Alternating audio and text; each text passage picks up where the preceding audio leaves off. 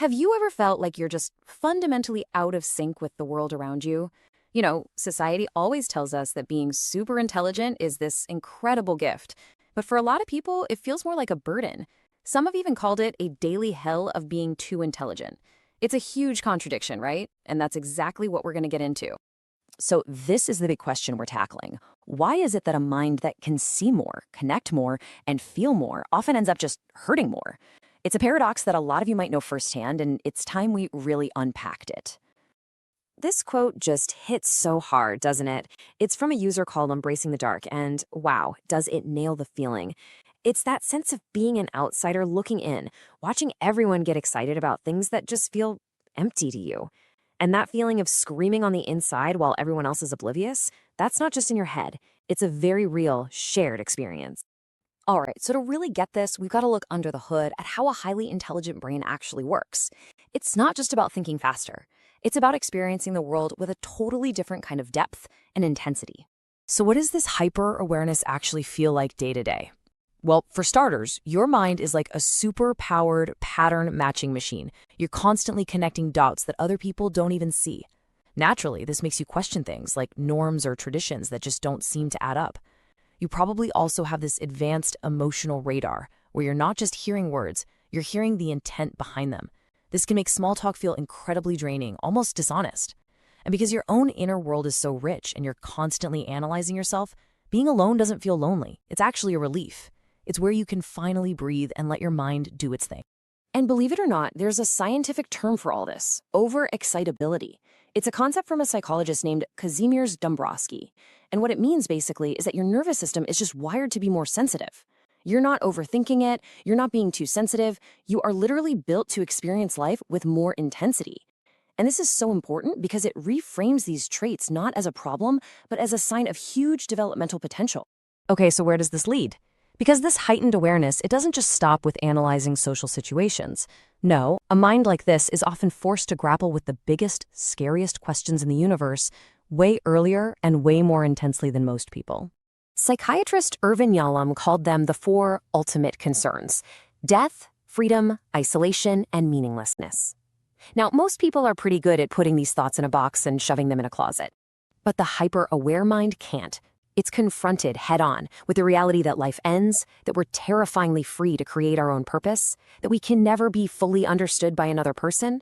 And if all that is true, then what's the point of it all? And I want to be clear, this isn't some abstract philosophical puzzle. This is real, raw, human pain. Just listen to William, who's only 14 years old. He is perfectly describing the agony of that existential isolation. For so many gifted people, this isn't a midlife crisis, it's a childhood crisis. Or take Carmen, at 15. She calls it a constant state of unease. That's it, isn't it? It's that low hum of anxiety in the background, that feeling that something isn't right, even when everything on the surface looks totally fine. That's the weight of these big questions pressing down on you. And as Max explains here, it can even be a physical thing. The goosebumps, feeling queasy, that's his body having a visceral reaction to the sheer scale of these existential questions. His mind is wrestling with concepts that most adults spend their whole lives trying to avoid. So yeah, it all sounds pretty bleak. I know, a hyper-aware mind feeling isolated, burdened by these massive questions. But here's the turn. What if all of this pain, all this anxiety and confusion, isn't a sign that you're broken? What if it's the exact opposite? What if it's a sign that you're growing? This brings us to the core idea from Dombrowski, his theory of positive disintegration. And here's the absolute game changer. He argued that the breakdown of your old socially conditioned personality is a good thing.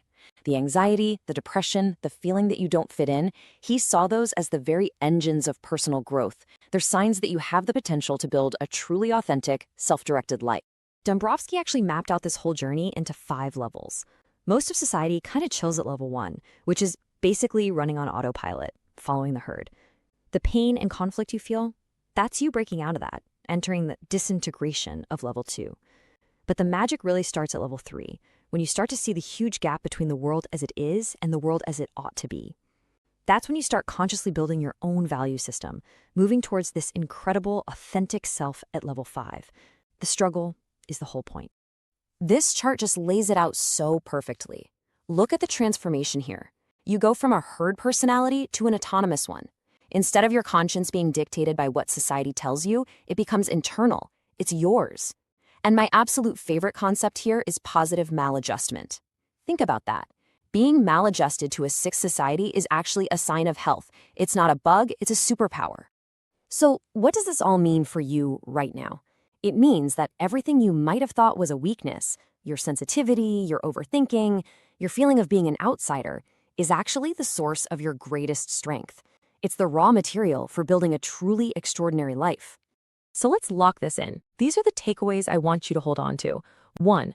Those feelings of isolation and anxiety are not a flaw. They are a sign of high developmental potential.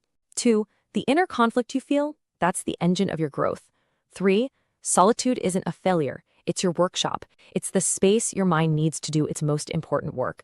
And finally, and maybe most importantly, your journey is not about getting cured. It's about consciously and bravely creating a self that is 100% authentic. The poet Langston Hughes just captured the spirit of this so beautifully. That dream about how things ought to be, that ideal that you can see so clearly, that is what pulls you through the messy, difficult parts of this process. That vision is your fuel. Whatever you do, don't let go of it. It's the very thing that will give you wings. At the end of the day, this path is not the easy one. It means choosing authenticity when everyone else chooses to fit in. It's choosing depth over popularity. It's not about finding comfort. It's about creating meaning. So the only real question left is, what meaning will you create?